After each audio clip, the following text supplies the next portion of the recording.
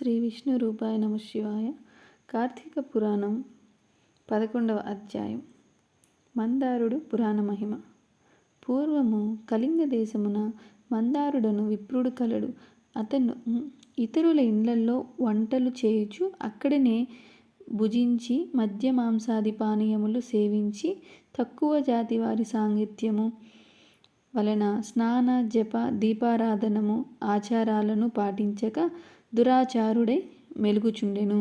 అతని భార్య మహాసాధ్వి, గుణవంతురాలు, శాంతవంతురాలు. భర్త ఎంత దుర్మార్గుడైనను పతినే దైవముగా భావించి విసుగు చెందక సకలోపచారాలు చేయుచు పతివ్రత ధర్మాన్ని నిర్వర్తిస్తున్నది.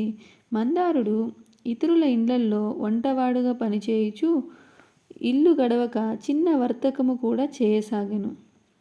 ఆఖరికి దానివల్ల కూడా పొట్ట గడవకపోవుటచే దొంగతనములు చేయుచు దారి కాచి బాటసారులను బాధించి వారి వద్దనున్న ధనము వస్తువులు అపహరించి జీవిస్తుండెను. ఒక దినమున ఒక బ్రాహ్మణుడు అడవి దారిన బడిపోవుచుండు అతనిని భయపెట్టి కొట్టి ధనము అపహరించి అక్కడకు మరొక కిరాతకుడు వచ్చి ధనాశచే వారిద్దరినీ చంపి ధనము మూట కట్టుకొని వచ్చుచుండెను. సమీపమందునున్న ఒక గృహ నుండి పులి ఒకటి గాండ్రించుచూ వచ్చి కిరాతకునిపై పడి కిరాతకుడు దానిని కూడా చంపివేసెను.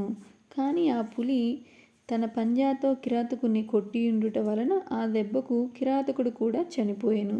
ఈ విధముగా ఒకే కాలమున కూడా యమలోకమున నాలుగు విధముల హత్యలు చేసి చనిపోయినందువలన ఆ నలుగురు కూడా యమలోకమున అనేక శిక్షలు అనుభవించుచు రక్తము గ్రక్కుచు బాధపడుచుండిరి.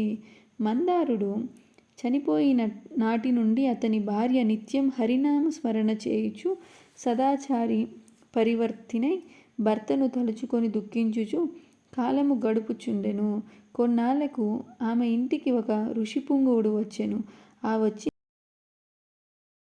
వచ్చిన ఋషిని గౌరవముగా ఆహ్వానించి అర్ఘ్య పాద్యాదులచే పూజించి, స్వామి, నేను దీనురాలను, నాకు భర్త గాని సంతతి గాని లేరు. నేను సదా హరినామ స్మరణ చేయుచు జీవిస్తున్నాను. నాకు మోక్ష మార్గము ప్రసాదించమని కోరెను. ఆమె వినయమునకు ఆచారమునకు ఆ ఋషి సంతోషించి, అమ్మ, ఈ దినము కార్తీక పౌర్ణమి, చాలా పవిత్రమైన దినం. ఈ రోజు వృద్ధాగా పాడు చేసుకోవద్దు. ఈ రాత్రి దేవాలయంలో పురాణం చదువుతారు. నేను చమురు తీసుకొని వస్తాను. నీవు ప్రమిదను వత్తిని తీసుకొని రావాలి. దేవాలయంలో ఈ వత్తిని తెచ్చిన ఫలం నీ వందుకొందు అని చెప్పి ఆమె తనతో పాటు ఆమెను తీసుకొని వెళ్ళెను. వెంటనే దేవాలయమునకు వెళ్ళి శుభ్రము చేసి గోమయముతో అలికి ముగ్గులు పెట్టి తానే స్వయముగా వత్తి చేసి 2 వత్తులు వేసి ఋషి తెచ్చిన నూనె ప్రమిదల్లో పోసి దీపారాధన చేసెను. అటు తరువాత ఇంటికి వచ్చి తనకు దారిలో కనిపించిన వారినెల్లా ఆ రోజు రాత్రి ఆలయమందు జరుగు పురాణ కాలక్షేపమునకు రమ్మని చెప్పెను. ఆమె కూడా ఆ రాత్రి అంతయు పురాణమును వినెను. ఆనాటి నుండి ఆమె విష్ణు చింతనతో కాలము గడుపుచు కొంతకాలమునకు మరణించినది.